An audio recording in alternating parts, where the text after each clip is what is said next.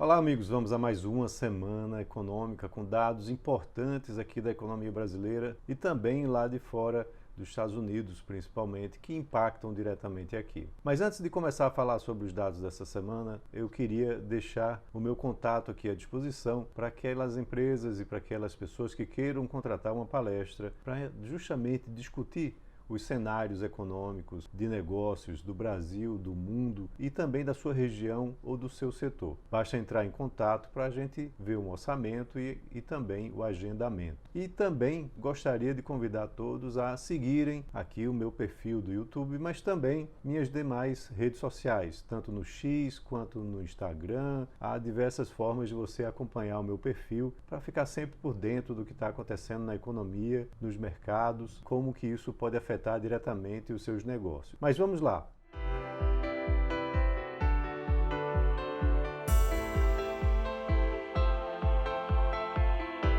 A semana começa com dados importantes. Logo na segunda-feira, a divulgação do Boletim Focus pelo Banco Central. Vale lembrar que essa é uma pesquisa que é feita semanalmente com as principais instituições financeiras brasileiras sobre as principais variáveis macroeconômicas do país. E é importante acompanhar porque também as previsões de para onde a economia está indo em termos de PIB, de Selic, de IPCA, de câmbio, impacta também nas decisões do governo e também nas decisões do próprio Comitê de Política Monetária que decide sobre a taxa Selic. É interessante que a previsão do IPCA vem mudando ao longo do tempo. Então a gente precisa olhar se nessa segunda-feira a previsão do IPCA para esse ano já está passando dos 4%. Na semana passada, a previsão era que se encerrasse em 3,9%. Só que os dados do IPCA vieram acima do esperado e isso pode modificar essa previsão. A previsão do PIB também vem mostrando um crescimento mais alto, em 2,09%, mas isso pode ser alterado. E a Selic, a expectativa é de que se encerre o ano em 10,25%. Ela está agora em 10,5%, então teria só mais uma queda e essa semana vai ter reunião do Copom. Então é importante a gente ver para onde que essas previsões estão andando. Na terça-feira, os dados importantes que vêm para o mercado vêm lá dos Estados Unidos. A divulgação das informações dos dados sobre as vendas do varejo e a produção industrial para o mês de maio. As vendas do varejo, a expectativa é que tenha um crescimento de 0,2%, enquanto que a produção industrial de 0,4%. E é importante acompanhar isso porque você tem uma expectativa de que a economia americana venha eventualmente a desacelerar com as altas taxas de juros que estão sendo praticadas lá, as mais altas dos últimos 20 anos, e aí a economia desacelerando, você tem provavelmente uma decisão do Comitê de Política Monetária lá do Federal Reserve, o FONC, de redução da taxa de juros. Então é importante acompanhar para onde esses dados estão indo. Na quarta-feira, teremos um dia muito importante na economia brasileira. O Comitê de Política Monetária começa a sua reunião na terça-feira e na quarta-feira, às 18h30, vai divulgar a taxa de juros da economia brasileira. A grande expectativa é que se mantenha inalterada em 10,5%, ou talvez até caia para 10,25%. Os economistas, os analistas estão apostando mais numa manutenção em 10,5%. E aí é importante entender o que vem por trás dessa decisão e também como que vai ser o voto dos integrantes do Copom. Na última reunião, houve um desempate que foi dado pelo presidente do Banco Central para que o placar ficasse no resultado de 5-4, ou seja, um placar muito apertado. Então vamos ver como que o comitê vai discutir e decidir sobre a taxa de juros e também o comunicado que vem logo após essa decisão. Então um dia muito importante para a economia brasileira e a maior aposta é por uma manutenção da taxa de juros em 10,5%. Na quinta-feira, dados novamente da economia americana muito importantes.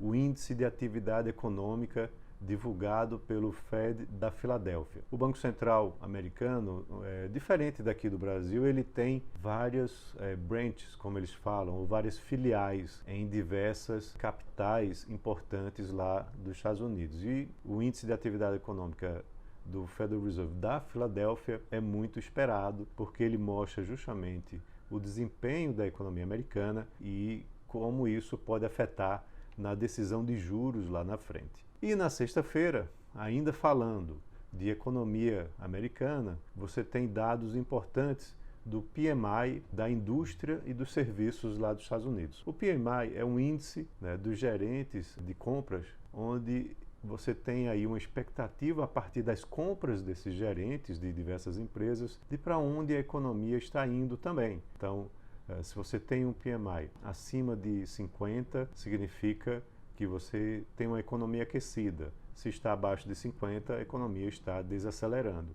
E a expectativa para a indústria é de 51 pontos e para o setor de serviços de 53,4 pontos, mostrando que a economia americana ainda está aquecida, o que vai dificultar na redução das taxas de juros por lá. Uma discussão importante no campo político ao longo da semana é com relação a como o governo federal aqui no Brasil vai conseguir compensar a desoneração da folha de pagamentos. Isso aí chama muita atenção porque a desoneração é um peso no orçamento e que precisa ter fontes para financiar ele. E recentemente o governo teve uma perda grande no Congresso quando a medida provisória da cobrança do PIS/COFINS foi devolvida pelo Congresso, né? Ou seja, a expectativa de arrecadar recursos suficientes para financiar a desoneração da folha foi por água abaixo. Então o governo federal está vendo aí novas alternativas para